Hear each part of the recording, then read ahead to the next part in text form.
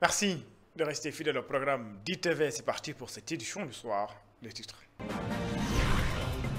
Publication officielle des médias reconnus par l'État. Maïmouna Ndour Faye invite le ministre de la Communication à plus d'humilité. Selon elle, le dialogue doit être de mise. Et puis Dakar Actu, absent donc de la liste des médias conformes. La directrice de la publication attend donc des explications du ministère de la Communication. Rendez-vous pris lundi. Et puis, Hajj édition 2025, le ministère des Affaires étrangères annonce plusieurs innovations. 12 860 pèlerins sénégalais vont se rendre cette année en Arabie Saoudite pour accomplir le 5e pilier de l'islam. Lutte contre la désertification, le Sénégal, la Mauritanie, le Nigeria, entre autres, réaffirment leur engagement. La question du financement au cœur des échanges, les acteurs veulent donner une nouvelle dynamique donc à l'organisation. Voilà pour les titres de développement. C'est dans une poignée de secondes.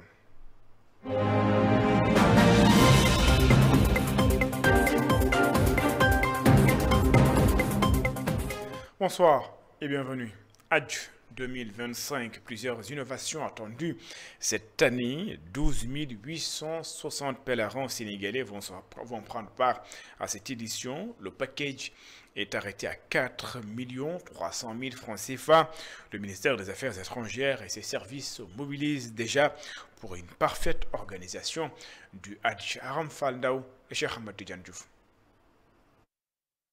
Pour l'édition 2025 du pèlerinage à la Mecque, un quota de 12 860 pèlerins est attribué au Sénégal. Une trentaine de vols est programmée selon le ministre de l'Intégration africaine et des Affaires étrangères.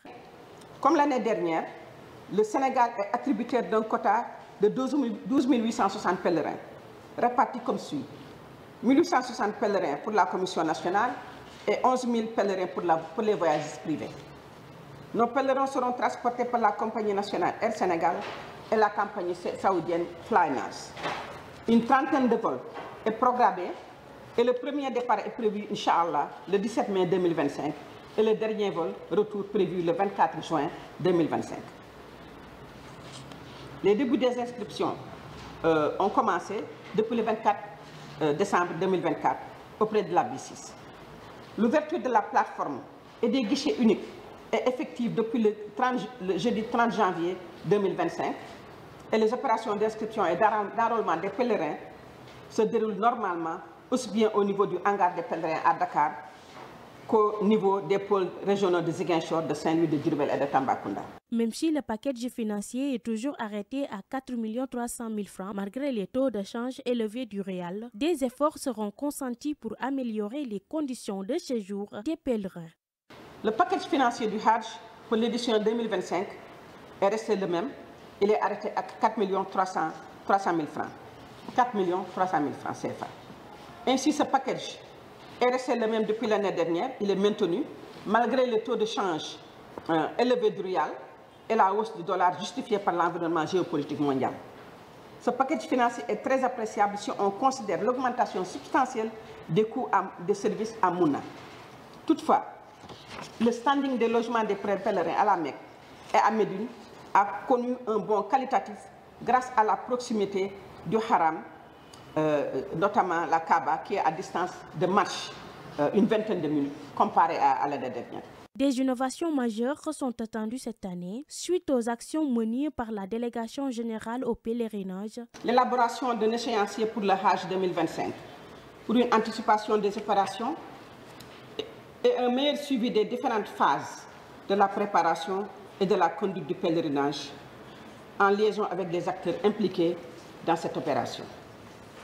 L'élaboration par mon département d'un cahier de charges régissant les pèlerinages. Ce cahier de charges, c'est un nouveau cahier de charges que nous avons élaboré. La réorganisation des voyages privés en 10 regroupements d'environ 1000 pèlerins. Chaque regroupement donc, contient 1000 pèlerins conformément aux exigences de la partie saoudienne. À 4 mois du Hajj, le ministre des Affaires étrangères invite les futurs pèlerins à s'inscrire auprès des banques dédiées avant la clôture des inscriptions afin d'accomplir le 5e pilier de l'islam. Aram Fall Ndao, le ministre du Commerce, annonce les grands projets de son département. 2000 boutiques de référence seront mises sur pied. C'est pour lutter contre la hausse des prix des denrées alimentaires de première nécessité. 1000 volontaires seront également recrutés. À cela s'ajoute la création de 8 zones industrielles. Serine Gueye-Diop est ici au micro de Babacar Seck. Il fallait aussi qu'on fasse le diagnostic de l'industrie sénégalaise. Vous avez vu qu'il y a 35 raisons pour lesquelles le pays ne peut pas se développer. 35 raisons qui sont à la fois sociales, législatives, il n'y avait pas de vision, il n'y avait pas de conseil national sur l'industrie. Les matières premières, comme vous le savez, sont toujours le système même d'impôt, de taxation. Si vous payez les mêmes impôts à Dakar, 30%, et à Matam, 30%, vous voyez, il y a beaucoup d'incohérences. Alors c'est tout ça que nous voulions partager avec le personnel pour leur donner la nouvelle feuille de route. Nous avons aussi beaucoup parlé de commerce, de nouvelles, comme vous le savez, Sonadis, des 2000 boutiques de référence que le chef de l'État veut mettre en place pour faciliter le contrôle des prix. Et nous avons aussi parlé du contrôle des prix, de la nouvelle structure dans 11 nouveaux départements.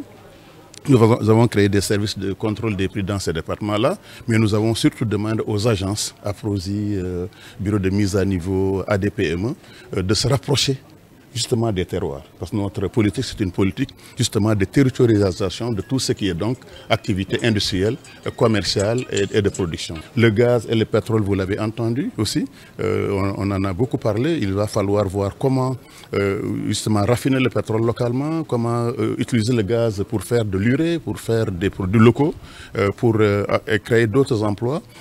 C'est valable aussi pour les nouvelles matières premières que nous allons découvrir.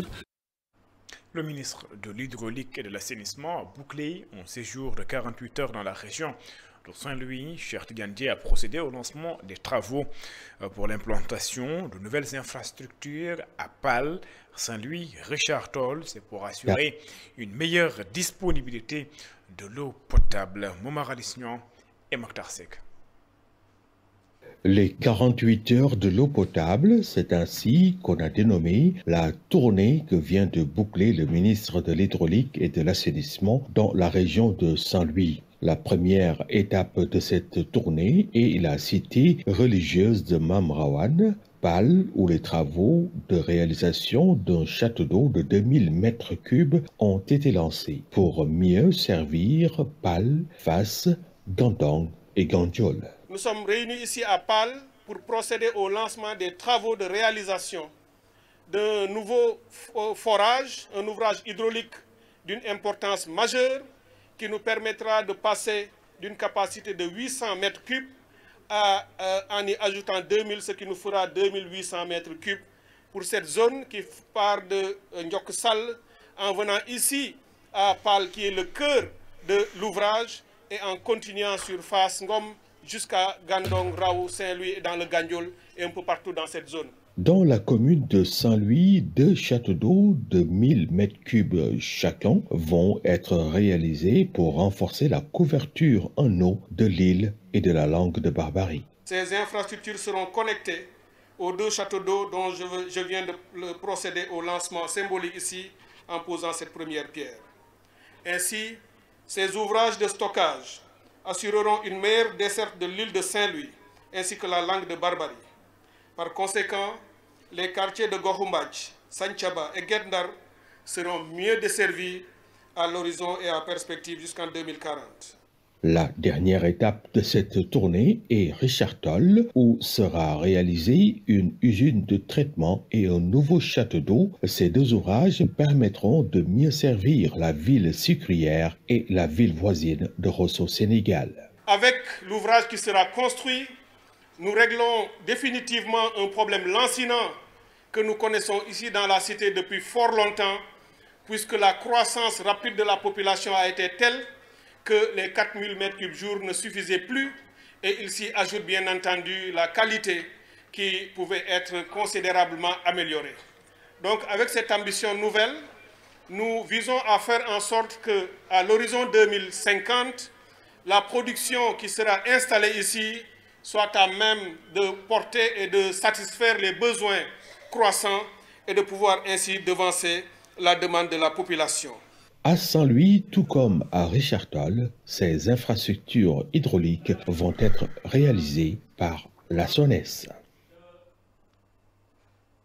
Momar Ali Signan, le ministre de l'Éducation nationale, lui, magnifie le modèle bilingue de l'école Yen Kids Academy. L'établissement privilégie également l'éducation religieuse et l'enseignement des valeurs culturelles, un modèle qui peut servir d'ailleurs de référence pour le système éducatif sénégalais, selon le ministre de l'Éducation nationale. Moustapha Maba Guirassi est interrogé par Babacar Seck. C'est avec une attention particulière que j'ai suivi les innovations majeures avec la finalisation de votre guide, avec des planifications 50% français et 50% en anglais, vos outils de remédiation, la digitalisation intégrale, vos enseignements différenciés avec le PDI, plan de développement individuel, sans oublier l'enseignement religieux et les valeurs islamiques que vous inculquez aux apprenants venus de divers pays et de nationalités variées.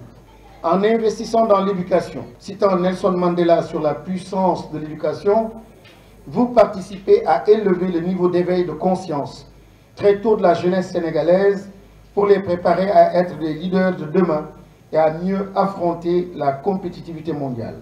Je suis fier de voir qu'au-delà de l'école, Yen Kids Academy a aussi beaucoup investi en termes de responsabilité sociale des entreprises, chose très rare. En effet, elle a rénové l'école élémentaire publique de Yen Ndita d'une manière à la rendre agréable pour les enfants, en participant à la rénovation intégrale du centre de santé de Niangal, de la maternité, en finançant la construction de la morgue de la mosquée de Niangal, en mettant des ralentisseurs, entre autres projets. Je le disais en titre, lutte contre la désertification, 6 pays se signalent lors d'une réunion extraordinaire des ministres dans le cadre du projet de la Grande Muraille verte, le renforcement de la lutte contre la désertification, des engagements pris par les différents acteurs, la question du financement des activités de la structure au cœur des débats. C'est un compte rendu signé Satou Diba et Mafalfal. La Mauritanie, le Mali et le Nigeria sont parmi les 6 pays ayant participé à la réunion extraordinaire des ministres de la Grande Muraille verte pour lutter ensemble contre la désertification. L'enjeu est de lutter tous ensemble contre la désertification, source de bouleversements socio-économiques dont les effets multiformes sur notre continent sont de plus en plus prégnants. De Dakar à Djibouti, les écosystèmes constituent les principales bases de production végétale, forestière, pastorale et animale et fournissent un emploi à près de 80% de la population de cette zone, ainsi que des activités génératrices de revenus. Cependant, dans nos pays, la dégradation des sols entraîne une régression annuelle de près de 3% de la production agricole, qui compromet la sécurité alimentaire et accroît la vulnérabilité de populations de millions de personnes, en particulier dans les zones rurales. Cette importante rencontre constitue un véritable levier de transformation économique et sociale pour les populations de ces pays. C'est ce qui motive d'ailleurs la Mauritanie à s'engager dans cette initiative majeure, selon le ministre mauritanien de l'Environnement et du Développement durable. La Grande Muraille verte ne se limite pas à un projet de reboisement. Elle représente un véritable levier de transformation écologique, économique et sociale pour nos populations, en réponse à la dégradation des terres et aux impacts de changement climatique. Face à ces défis, la Mauritanie est pleinement engagée à jouer son rôle dans cette dynamique régionale. Nous continuerons à contribuer à la mise en œuvre de ces programmes de la Grande Muraille verte en mobilisant nos ressources nationales et en étroite collaboration avec nos partenaires techniques et financiers. Le ministre de l'Environnement, de l'Assainissement et du Développement durable du Mali, Doumbouya Marem Tangada, a axé son intervention sur les projets en cours et sur la question cruciale du financement. Le projet Grande Muraille Verte au Mali, gestion des ressources naturelles et énergies renouvelables, pour un montant de 40 millions d'euros en perspective, dont le financement est assuré par l'Union européenne. Le projet accéléré la restauration des écosystèmes le long du corridor de la Grande Muraille Verte pour un montant de 8 millions de dollars pour financement du FEM 8 à travers le PNUD et dont le démarrage est attendu très prochainement. Malgré le bilan encourageant ci-dessus présenté, l'arbre ne doit pas toutefois cacher la forêt, car les défis à relever restent encore immenses. Cette réunion extraordinaire des ministres de la Grande Muraille Verte marque un tournant décisif pour l'avenir de cette initiative panafricaine. Si les engagements pris témoignent d'une volonté politique forte, leur mise en œuvre effective dépendra de la mobilisation du financement, de la coopération entre les États membres et de l'implication des acteurs locaux. Le site d'information Dakar Actu ne figure pas sur la liste des médias reconnus. Sa directrice de publication attend des explications du ministère de la Communication. Lundi prochain, Elisabeth Gastine s'est rendue dans les locaux de Dakar Actu, mais avant cela, retenez également que le Premier ministre Ousmane Sonko, lors de cette réunion extraordinaire des ministres membres de l'agence panafricaine de la Grande Muraille Verte, a évoqué la question de financement et des cotisations. Le Sénégal, pas un bon élève, notre pays est en retard d'un mois, ou en retard par rapport aux cotisations. Ousmane Sonko qui s'engage donc à rectifier le tir. Je vous propose de suivre ces explications. Le mécanisme de financement est défaillant et le premier facteur, c'est lié au fait que les États ne sont pas à jour sur leurs cotisations. D'après mes informations, seule la République islamique de Mauritanie est aujourd'hui à jour sur ses cotisations. Et nous les en félicitons. Mon pays, le Sénégal, est en retard d'une cotisation, je crois, et je peux m'engager ici au nom du gouvernement que cette arriéré sera honorée dans les plus brefs délais.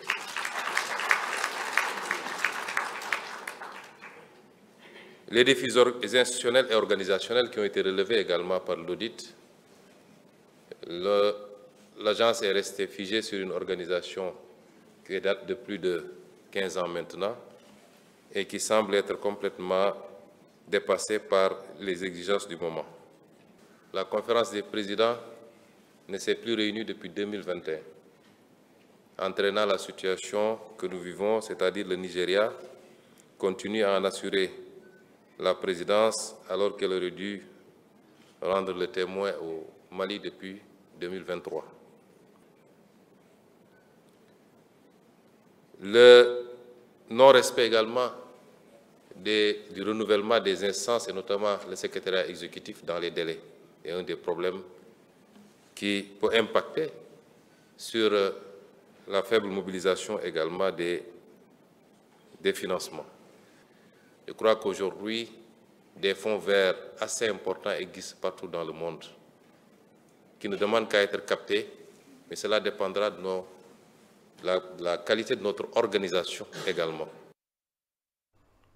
Je le disais tantôt, le site d'information Dakar Actu ne figure pas sur la liste des médias reconnus. Sa directrice de publication attend des explications du ministère de la Communication. Lundi prochain, Elisabeth Gastine s'est rendue dans les locaux du site Dakar Actu. Voici son reportage. Quelques journalistes et techniciens présents sur place aux côtés de leur directrice de la publication qui se disent surprises par la nouvelle. Lorsqu'il était en direct, naturellement, nous aussi, on suivait. Et quand il a demandé à ce qu'on aille sur la plateforme pour faire la vérification, moi, personnellement, j'ai cliqué sur le lien pour voir la liste. Et bon, j'ai parcouru la liste, toute la liste. Bon, malheureusement, je n'ai pas vu le nom de Dakar Actu. Et ça m'a tiqué. Je me suis dit que bon, C'est quoi ça? Peut-être une omission, une erreur technique ou je ne sais pas. Omission ou erreur, la directrice s'est questionnée sur l'absence de leurs médias dans la liste des organes reconnus. Elle a reçu une réponse. Et hier vers le soir, nous, Dakar, on a mis un communiqué. Et ce matin, M. Dia m'a appelé pour me demander par rapport à notre... Bon, je lui ai dit que nous, ce que nous voulions hier, c'était des explications. Mais bon, il a expliqué ce matin que c'était peut-être un problème technique à leur niveau, parce qu'au niveau de la plateforme, il paraît que des fois ça bug et que les contrats et autres peuvent sauter. Le dernier mot du ministère de la Communication sur cette affaire est attendu ce lundi. Et qu'eux, ils vont faire le nécessaire, des vérifications à leur niveau.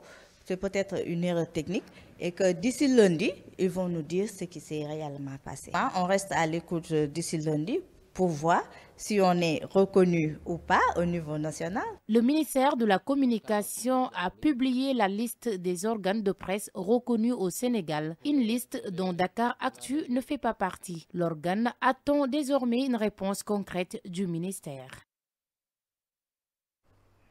Elisabeth Grastine, après la publication donc de la liste des 258 médias conformes à la loi, la directrice générale de la CTV réagit d'abord, c'est pour récuser le terme conforme utilisé par le ministère de la Communication, Maïmouna Ndour Faye, qui demande au service du département qui dirige Alioune Sall de faire preuve d'humilité en mettant en avant la concertation. Elle n'a pas également manqué de plaider en faveur des médias qui ne figurent pas donc dans la liste des 258 publiés hier, des médias de référence. Elle invite la tutelle à poursuivre des discussions avec les confrères. Maïmouna Ndour Faye est au téléphone d'Antoine Diouf. Moi, je récuse le terme conforme. En tout cas, pour ce qui concerne cette TV, on a toujours été un média conforme. Dans la plateforme d'enregistrement, il y a des documents que l'on ne nous a pas demandés. C'est un problème du côté du ministère. Et pour ce second round, vous avez remarqué qu'ils ont fait plus d'investigations. Tous les documents qui peuvent asseoir notre base légale qu'on détient aujourd'hui proviennent des services de l'État. Ils auraient pu faire le travail de fouille des archives ou à la limite nous demander tout simplement de leur mettre à disposition ces documents. Cela nous aurait fait l'économie de 3 mois de crise et de tension entre le ministère de la Communication et le patronat de presse. Des confrères, des médias de référence, des gens qui ont fait leurs preuves, qui ne figurent pas aujourd'hui sur cette liste des 250 médias. Moi, j'invite le ministère à poursuivre la concertation avec les responsables de ces organes-là. S'il y a des documents qu'ils devraient mettre à leur disposition, qu'ils leur demandent tout simplement. On sait qui est média, on sait qui est qui dans ce secteur-là. Je saisis cette occasion pour demander encore au ministère de la Communication et à ses équipes de faire preuve d'humilité, de se concerter avec les acteurs du métier.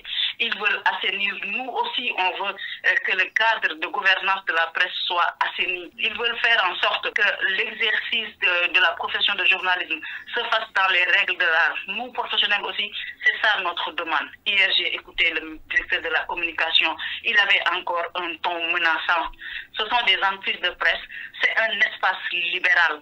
Ce n'est pas au ministère de régir le fonctionnement des entreprises de presse. Nous sommes des entreprises de presse, nous sommes des entreprises sérieuses qui nous regardent comme ils regardent les autres entreprises dans le secteur privé. Le maire de Mangagoulak a visité le barrage Afiniam en compagnie du directeur de la Sodagri.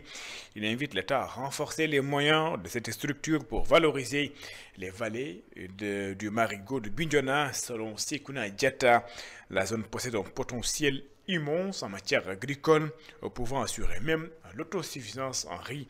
Sekouna Diatta est au micro d'Assanba et de Sambo. Il faut d'abord se féliciter de la mise en place de l'ouvrage, mais l'ouvrage ne met à notre disponibilité une quantité énorme d'eau. Qu'est-ce que nous devons en faire? Avec quoi nous devons travailler? Et c'est à cela que nous appelons les autorités à donner suffisamment de moyens à la Sodagri pour pouvoir accompagner les populations. accompagner les populations dans la mécanisation de l'agriculture. Et nous, en tant que responsables des collectivités territoriales, nous travaillerons ensemble avec les populations pour que véritablement, au niveau du Sénégal, dans sa partie sud, que ça devienne vraiment une zone de production rizicole. Je ne pense pas qu'il faut raisonner en termes de population locale, parce que moi, ce que je vois, c'est ces barrages ainsi que les vallées rizicoles qui sont irriguées peut permettre justement au Sénégal, en collaboration également avec ce qui se passe au nord, dans la vallée du fleuve Sénégal, mais aussi dans le Fatick, d'être autosuffisant en riz. Ce n'est pas un rêve, c'est possible. Il suffit d'y croire et de travailler pour cela. Nous avons les ressources humaines nécessaires, les compétences, nous les avons.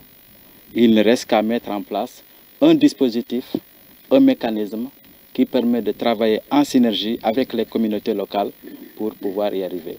Je sais qu'avec l'engagement des nouvelles autorités, ça sera bientôt une réalité. Que vous partez de la commune de Mangangoulak jusqu'à Sindian et des deux côtés du marigot de Bignona, vous avez tout un ensemble de populations et je pense que si nous avons cette dynamique-là communautaire, il n'y a pas de raison qu'on n'arrive pas à cela. De toute façon, la première chose qu'il fallait maîtriser, c'est l'eau.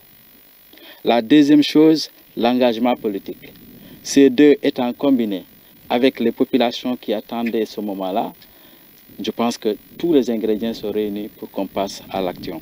Et je pense qu'à cela, nous appelons vraiment les autorités à accompagner la SODAGRI à pouvoir remplir pleinement sa mission, surtout dans cette partie de ses compétences. À Kolda, les acteurs sont mobilisés pour lutter contre les mutilations génitales féminines.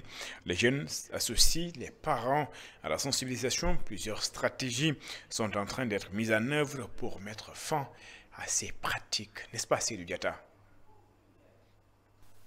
C'est une longue lutte, mais au résultat encore anodin malgré les efforts consentis par les acteurs en dépit des bouchées doubles caractérisées par l'adoption de la loi numéro 99/05 du 29 janvier 1999.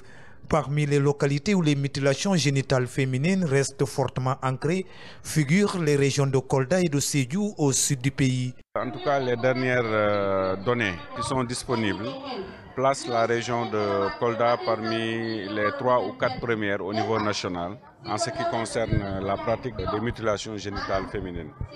Donc le phénomène reste très présent au niveau de la région et dans nos communautés. Il faut essayer d'identifier les goulots d'étranglement par rapport aux différents efforts qui sont fournis depuis plusieurs décennies. Les facteurs encourageants sont divers et variés. Au-delà de l'aspect culturel, certains adeptes de la pratique évoquent la religion.